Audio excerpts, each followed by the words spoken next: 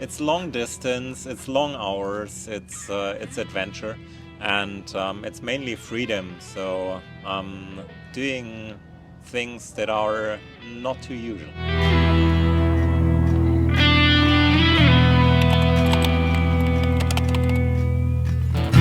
Well, it all started 5-6 years ago, actually here in Spain. My very first long distance race was the Transpyrenees, and went from the Mediterranean Sea to the Atlantic Ocean. And that was the very first time I discovered this ultra and bikepack racing, and somehow I got addicted to it. Yeah.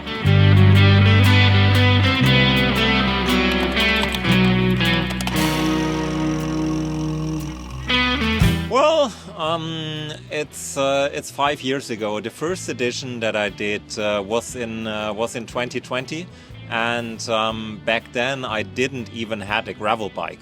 So I got a gravel bike literally 2 days before the race, and it was my very first time on gravel terrain. So I absolutely didn't know what I was doing, and back then, 5 years ago, I somehow fell in love with the whole course of Badlands and with the atmosphere and the people around there, and it made me come back nearly every year.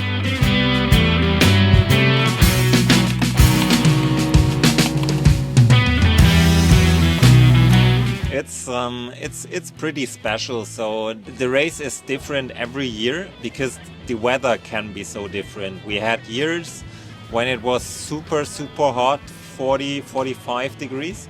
Then we had years when it was like only 30, and it was actually pretty nice. We had a year where it was raining a lot. So it changes every year. And it makes it so interesting to experience the course from the different perspectives and in the different conditions, and that makes it so amazing to go back again and again and again, because it's always different.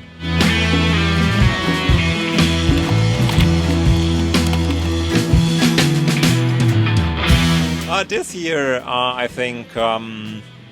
We have now 1.5, 2 weeks to go until the start, and the weather looks quite promising. A bit warm, but maybe not too warm. And what's super exciting about this year, the route has something like 250 kilometers, totally new, on the northern side of the Sierra Nevada. Totally looking forward, because the race never went there. It's the very first time that it will start and end in Granada, which is exciting on the one hand side. On the other hand side, Capilera as a finish line location was always pretty special and had super special vibes. So let's see how this unfolds. But I think the course evolves, and it's exciting to see how it changes the whole thing in the area. Now there is this famous climb after Almeria called Los Petroles. And when I did it the very first time, like 4 or 5 years ago, it was super gnarly. And this year, the Ayuntamiento of Almeria, they graded the upper part and like cleaned it and made a really nice gravel track out of it. Really looking forward to see this, and it's super exciting how the route and the race actually changes tourism in the region. That's exciting.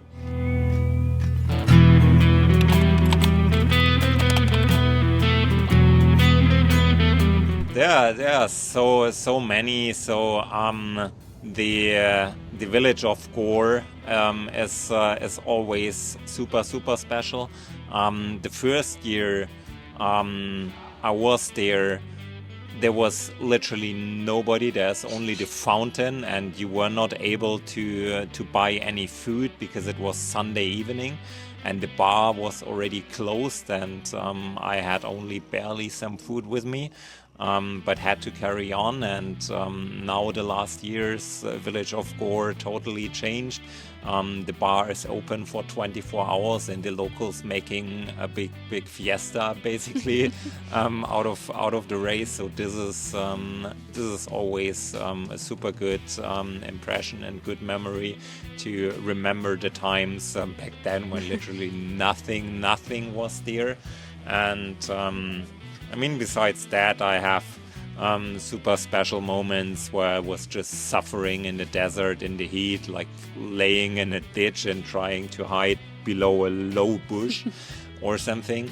So there are so many stories about this route to tell. It's really incredible.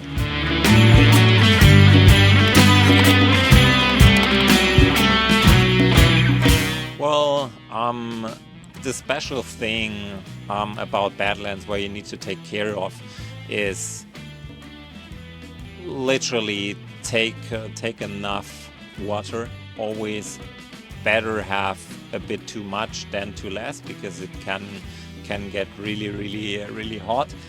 You need a lot of electrolytes and salt to stay hydrated, and you have to manage your pace very carefully. Don't go too fast, don't overdo it. It's difficult on the course because there are sections there's absolutely no shade, and if there's like 45 degrees or something, you better be prepared for it, and you have to be mentally ready for it.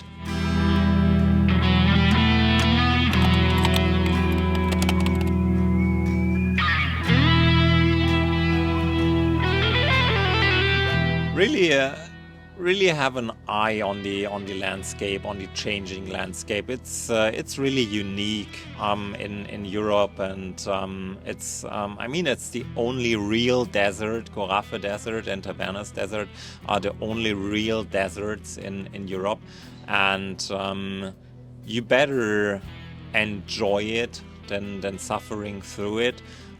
So my advice is always take or keep a bit of the energy left just in the tank, just as a reserve, that you can enjoy it. And as I said, just really make sure you can carry enough liquid, you stay on top of the electrolytes, so that your body keeps moving, and then you will have a lot of fun because the landscape is just stunning.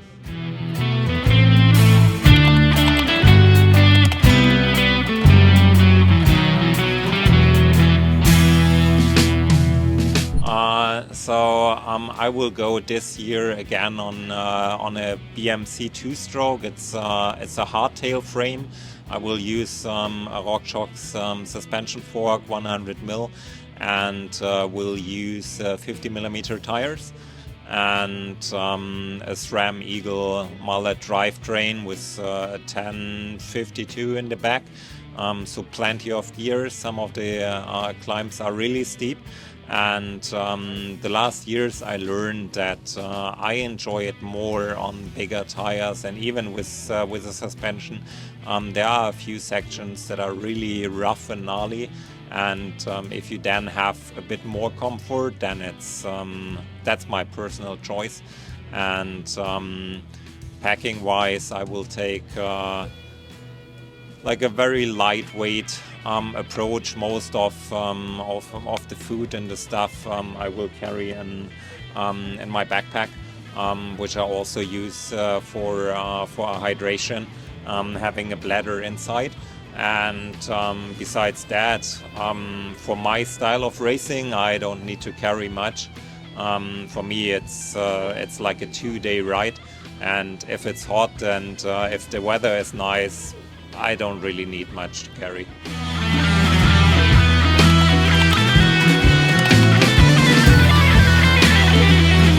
Well, I bring the Apidura backcountry backpack with a 2-liter water bladder. I bring an additional bottle that I will put on the bike, so total capacity should be 2.5 to 3 liters of water to carry. A ton of electrolytes, a few tools and spares for for mechanicals, for a puncture or something. And I just use a jersey depending on the weather. I will adjust the days before the race, but typically if the weather is normal, then I bring a normal jersey, maybe a light wind jacket, something like this. Typically the nights, even on high altitude, so the highest point is Cala Alto at 1,800, 900 meters. If the weather is normal, then you still have 20 degrees up there, which is quite good. We had years when it was colder or when it was rainy, then I might bring a down jacket, but this I will decide just last minute.